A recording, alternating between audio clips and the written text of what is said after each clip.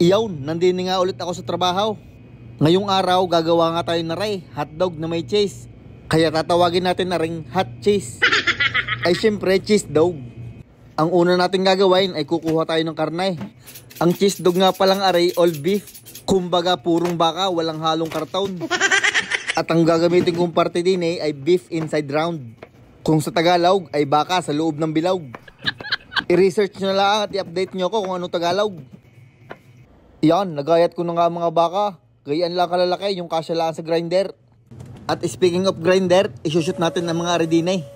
Gigilingin natin iyang mga nagayat natin karne ng baka. Heavy duty nga ang grinder namin din nasa loob ng frigidaire. Kaya naman pagkalamig, pagka nagagarnay, 5 beses nga natin gigilingin aring karne ng baka parang pinong-pinaw.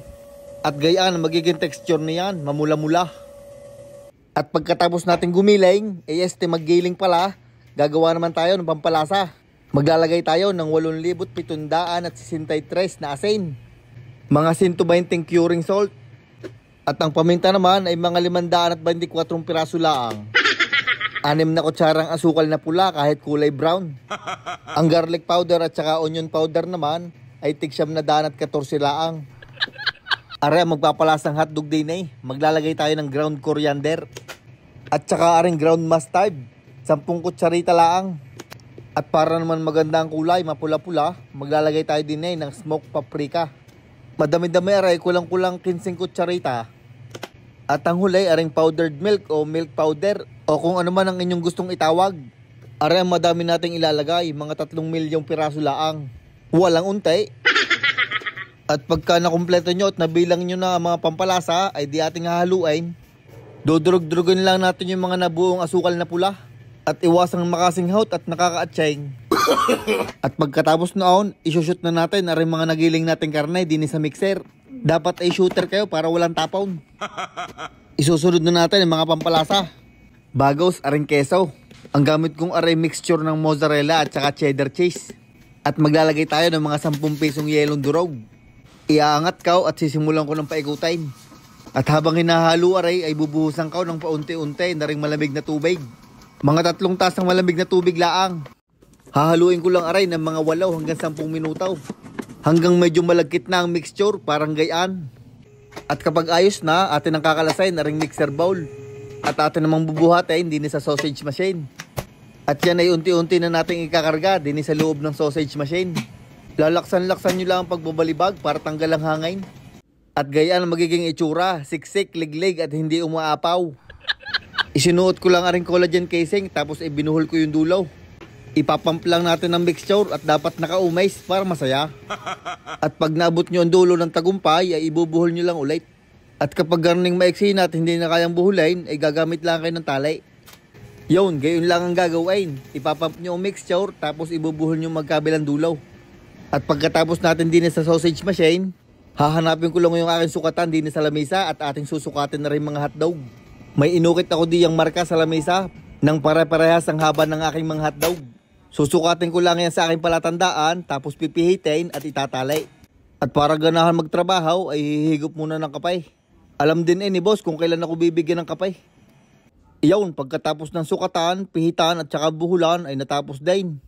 Itutulak ko lang aray din sa may walk-in fridge at bukas ko na aray lulutuin at pauusukan.